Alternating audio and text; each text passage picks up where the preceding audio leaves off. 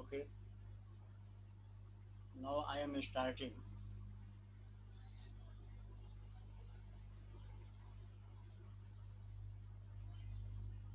The topic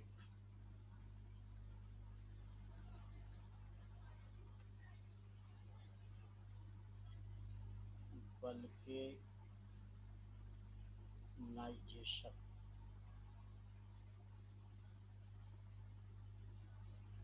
of rubber.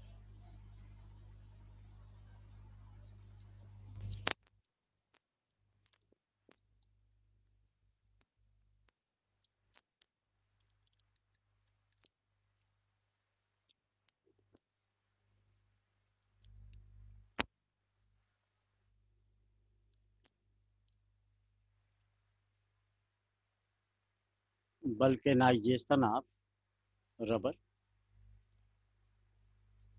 पिछले term पे हम लोग रबर के बारे में पढ़े थे। रबर दो टाइप है ना, कौन कौन? नेचुरल और सिंथेटिक। नेचुरल रबर को ट्री, पेड़ों से प्राप्त किया जाता है। सिंथेटिक रबर को हम लोग लैब में या इंडस्ट्री में बनाते हैं। जो नेचुरल रबर होते हैं, इनकी खास बात ये होती थी,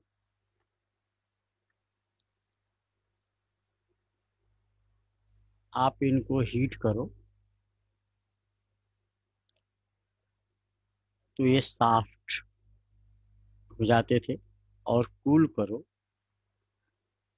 तो ये हार्ड।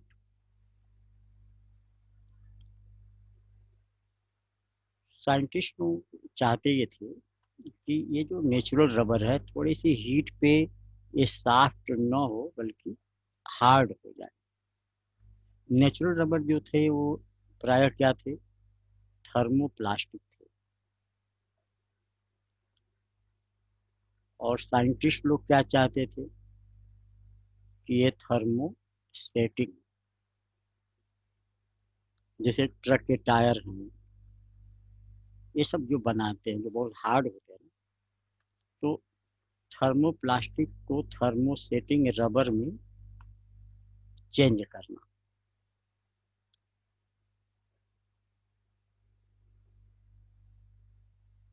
को ही क्या कहते हैं? बल्केनाइजेशन।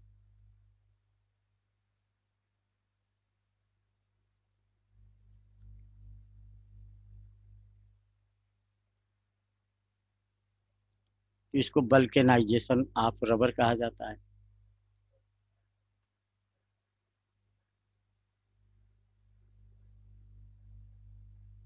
अब इस काम को एक साइंटिस्ट थे, गुड मॉर्निंग जैसे हम लोग बोलते हैं, तो गुड मॉर्निंग नहीं बल्कि गुड ईयर,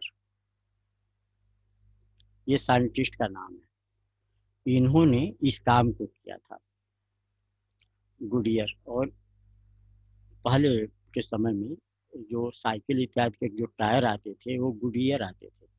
जैसे अब आप MRF टायर आता है, ऐसे ही गुडियर टायर। तो गुडियर कौन थे? साइंटिस्ट का नाम था, जिन्होंने थर्मोप्लास्टिक रबर को थर्मोसेटिंग रबर में चेंज किया था with the help of sulphur. तो इस सल्फर को क्या बोल देंगे?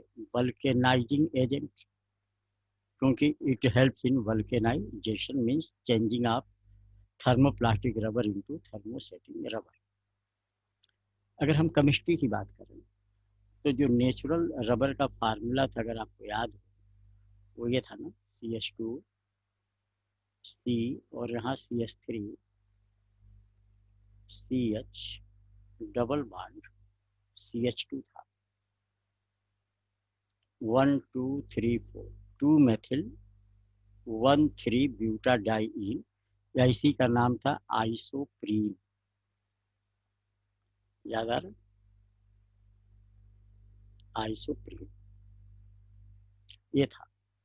अगर इसके n मॉलिक्यूल लेते थे हम, तो इसको ऐसे बनाते थे, ये CH2 और यहाँ पे C और ये CH3 करते थे।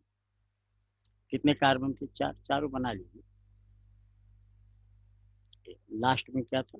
CH2 ऐसे बना लिया, AH बना लिया। कार्बन की वैलेंसी 4 करनी है, यहाँ डबल बॉन्ड कर दीजिए, इसको ऐसे और इसको ऐसे, और यहाँ पे n लिख देंगे। अगर ये 100 है तो 100 यहाँ लिख देंगे, 200 है तो 200 लिख देंगे। तो ये आइसोप्रीन से ये बनता क्या था? Poly isoprene. और पॉली आइसोप्रीन को ही हम लोग नेचुरल रबर बोलते हैं।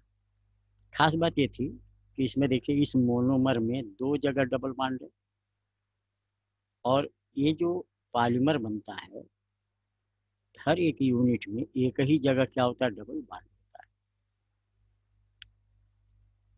इसी को हम, ये जो स्ट्रक्चर है इसको ऐसे बना सकते हैं। CH2 लिख दिया, ऐसे कर दिया, यहाँ C लिख दिया, ये CH3 कर दिया, ये डबल बॉन्ड SCH, और ये चलिए ऐसे कर देते हैं, CH।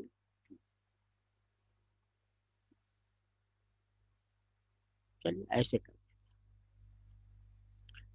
इसी को एक और पॉलीमेरिक चेन हम यहाँ नीचे बना रहे हैं, सेम।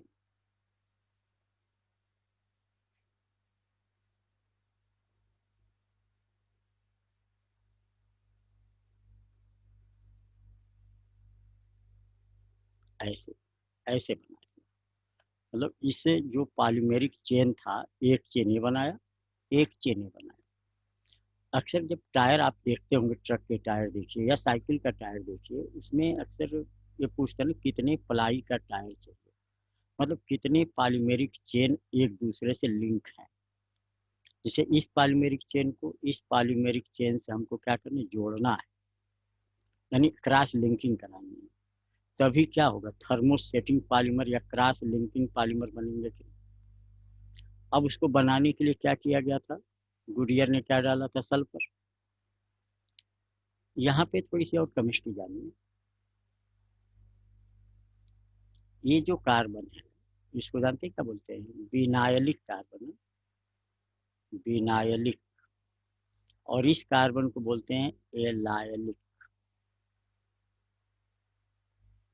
इस कार्बन को। तो इस हाइड्रोजन का नाम एलाइलिक हाइड्रोजन, इसका नाम विनाइलिक हाइड्रोजन। यहाँ पे डबल बॉन्ड है, तो डबल बॉन्ड का काम ही है एडिशन रिएक्शन देना। अगर इसमें हम लोग सल्फर मिलावें, डाल दें, चलिए सल्फर 3 से 4 घंटे के लिए, और टेम्परेचर 125 से लगभग 140, इस टेम्परेचर पे सल्फर को डाल दिया इसमें। तो 2 टाइप के लिंकिंग आएंगी। ये जो सल्फर है, यहाँ पर अगर लिख दें, जुड़ गया, तो इससे इसको ही जोड़ दिया, तो दोनों पॉलीमेरिक चेन जुड़ गए। ऐसे ही एक और पॉलीमेरिक चेन बना के जोड़ सकते हैं आप, या क्या कर सकते हैं आप?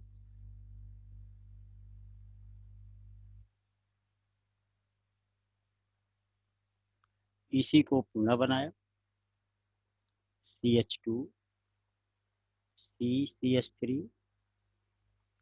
डबल बॉन्ड CH CH2, नीचे बना लिया CH2 CH3 double bond CH और CH2। ऐसे, चलिए इसको ऐसे बना देते हैं, और इसको ऐसे कर देंगे, ऐसे बना लिया, इसको ऐसे कर दिया। अब यहाँ पे हम चाहते हैं सल्फर को जोड़ना, डबल बॉन्ड पे। तो यह अगर यहाँ हम सल्फर को यहाँ जोड़ दें, मान लीजिए, तो इसको जोड़ने के लिए ऐसे करना पड़ेगा। तो ये जो डबल बॉन्ड है यहाँ पे, इसका दोनों इलेक्ट्रॉन, एक इलेक्ट्रॉन इसमें चला गया, एक यहाँ आ गया, ऐसे इसका एक इलेक्ट्रॉन यहाँ, एक इलेक्ट्रॉन यहाँ। सल्फर के बाहर जो 2 इलेक्ट्रॉन होंगे उससे यह बॉन्ड बना लेगा। अभी सल्फर के बाहर 6 इलेक्ट्रॉन होते हैं ना, 4 अभी बचे रहते हैं। तो ये ऐसे भी जोड़ सकते हैं कि ये हट जाएगा। तो ऐसे भी क्रॉस लिंकिंग हो गया। तो क्रॉस लिंकिंग 2 जगह हुई, कहाँ कहाँ पे? एलाइलिक कार्बन पे और डबल बॉन्ड। और इस तरीके से हमारा जो थर्मो प्लास्टिक रबर होता है वो थर्मोसेटिंग रबर में चेंज हो जाता है। और इसी प्रोसेस को हम लोग बल्केनाइजेशन ऑफ रबर बोलते हैं। उम्मीद करते हैं प्रोसेस समझ में आ गया होगा। इसी का एक उल्टा टर्म है रिक्लेमिंग।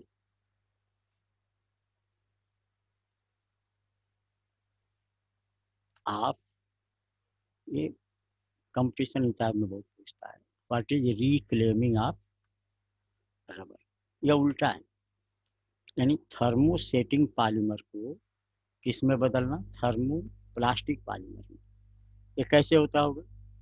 अगर इस सल्फर को इसमें से निकाल दें, बाहर कर दें, तो फिर ये दोनों चेन फ्री हो जाएंगे। तो breaking of sulphur of thermosetting polymer changing into thermoplastic polymer is called as reclaiming of rubber। अभी जो बनाते हैं बल्केनाइज्ड रबर, तो मालूम होगा कि बल्केनाइजिंग एजेंट क्या है? सल्फर है। इसी में जैसे आप देखिए कुछ ऐसे भी कंपाउंड बनाए जाते हैं, जैसे अभी आप सैनिटाइजर का यूज करते हैं मान लीजिए, तो उसमें जो एक्टिव ग्रेडियंट होता है वो तो रहता ही है, साथ में कुछ ऐसे भी ग्रेडियंट उसमें मिलाते हैं जो उसके वॉल्यूम को बढ़ा दें। तो ऐसे लोगों को फीलर कहा। फीलर्स, फीलर्स का मतलब क्या हुआ? फिल करने वाले, यानी जो खाली जगह हो, गैप हो, उसको क्या करेंगे? फिल कर देंगे। अब जैसे मान लीजिए यहाँ पे अगर कुछ गैप है, तो ये फिलर डाल देने से गैपिंग भर जाएगी। गैपिंग भर जाने से वो चीज़ें क्या हो जाएंगी? टाइटली बाउंड हो जाएंगी। और जो रबर बनेगा वो मजबूत हो जाएगा। तो फिलर के रूप में जो प्राय यूज किया जाता है वो जिंक ऑक्साइड, यह यूज करते हैं।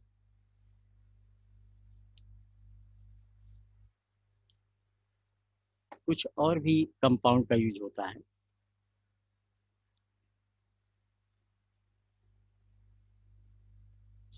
एक स्ट्रक्चर हम यहाँ देखिए बना रहे हैं, बेंजीन रिंग बना लिए। यहाँ पे नाइट्रोजन लगा लिया, यहाँ पे सल्फर लगा लिया, यहाँ पे डबल बॉन्ड कर लिया, और यहाँ पे एच कर लिया। यह कंपाउंड क्या है? हेट्रोसाइक्लिक कंपाउंड है।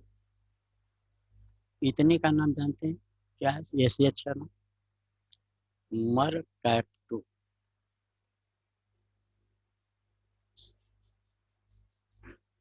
जैसे अल्कोहल होता है ROH, ऐसे ही RSH होता है, यह भी अल्कोहल है। लेकिन सल्फर को यहाँ पे थायो या मरकैप्टो भी बोलते हैं। तो थायो अल्कोहल या मरकैप्टो अल्कोहल। तो H group is mercapto. Numbering यहाँ से शुरू होती है, ये 1 और ये 2। इसको क्या बोलेंगे? 2 मरकैप्टो। नाइट्रोजन का दूसरा नाम क्या होता है? एजो। सल्फर का नाम क्या है? थायो। तो थायो एजाल बोल सकते हैं, थायो और एजाल। और ये बेंजीन है तो बेंज, तो इसका नाम क्या हो जाता है? Benzothiazole. बेंजो क्यों? बेंजीन की वजह से। थायाजोल क्यों? थाया ग्रुप और एजो और ये टू मरकैप्टो, टू मरकैप्टो। तो two mercapto benzothiazole is also used as what, filler. तो कंपटीशन इत्यादि में पूछता है कि भाई वल्केनाइजेशन ऑफ रबर में कौन कौन से फिलर यूज होते हैं, कि नाम आप बताएं। तो जिंक ऑक्साइड तो जनरल हो गया, यह भी अगर अपने नोट्स इत्यादि में दे दिया जाए तो अच्छी बात होती है। ऐसे और भी कंपाउंड हैं।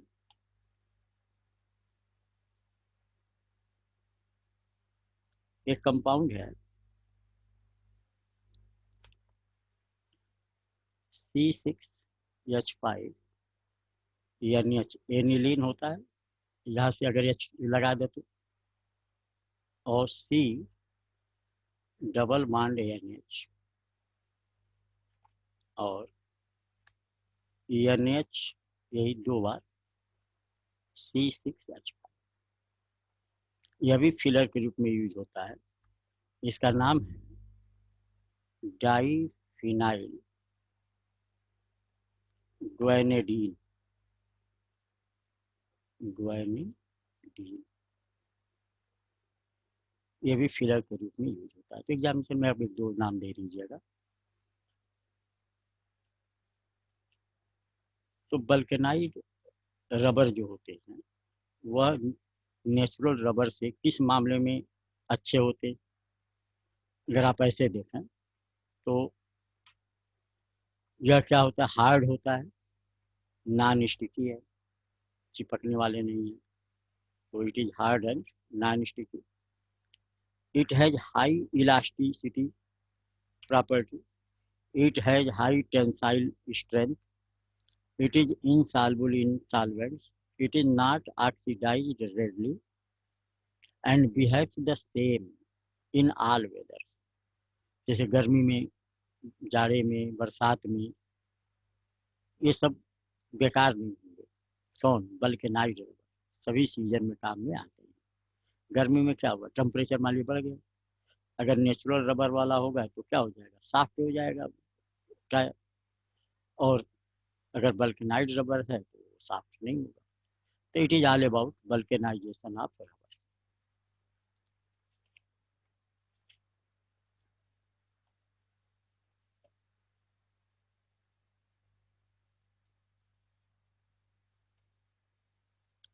अब दूसरी टॉपिक की बात करने जा रहा हूँ। आता है question, write short note are plasticisers.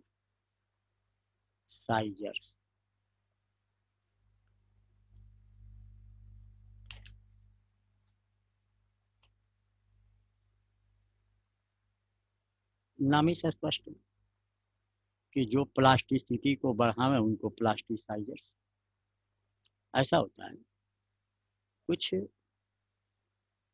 Plastic ऐसे हैं या पॉलीमर ऐसे हैं जिनको आप हीट करिए तो वो ज़्यादा सॉफ्ट, मोर सॉफ्ट नहीं। अगर सॉफ्ट नहीं होंगे वो, तो क्या नहीं होगा, उनका मोल्डिंग भी नहीं होगी आसानी से।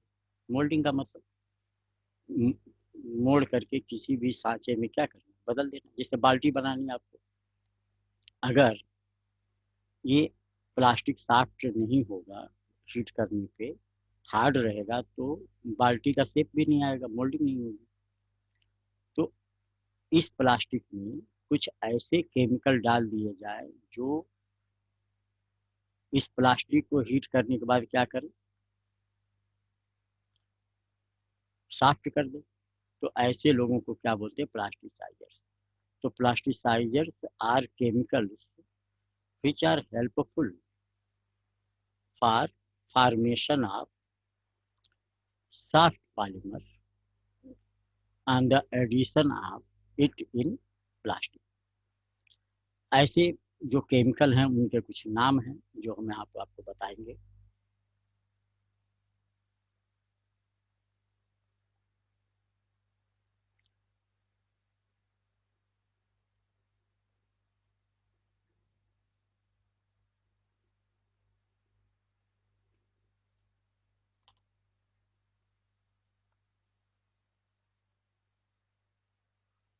इसका नाम क्या है? बाइफिनाइल है, नेप्थलीन नहीं है। नेप्थलीन में क्या होता है, दोनों बेंजीन रिंग आपस में फ्यूज्ड होते हैं, इट इज नेप्थलीन।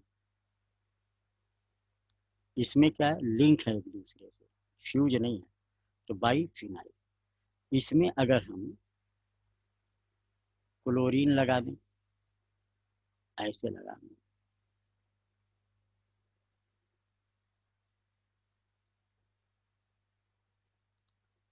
तो इस टाइप का जो केमिकल था, इसको क्या कहेंगे?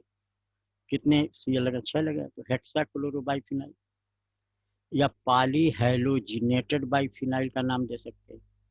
It work as plasticizer. ऐसे ही दूसरा एक एग्जाम्पल आप देखें।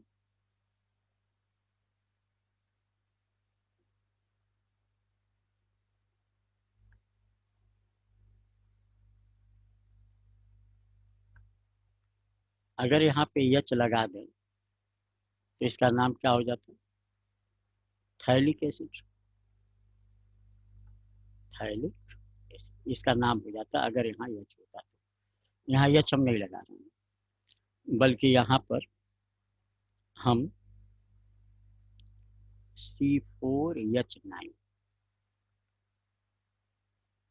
एल्काइल ग्रुप में CH3 methyl, C2H5 ethyl, C3H7 propyl या ब्यूटाइल, तो ये ब्यूटाइल ग्रुप है।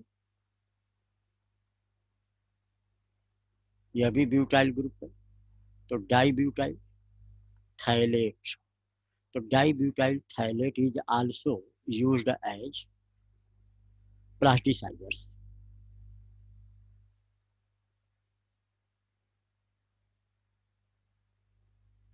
और भी एग्जांपल देखिए।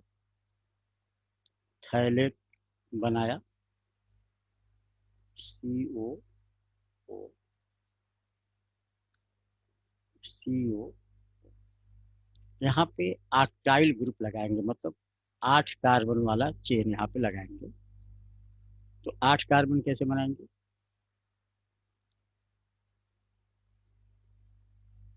हम 6 कार्बन बना रहे हैं,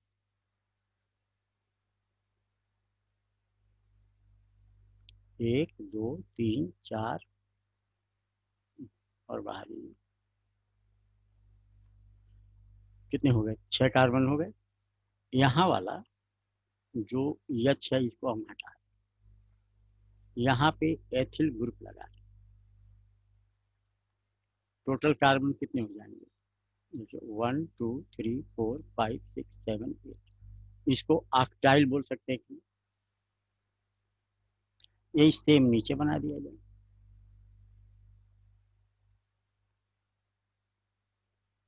ऐसे।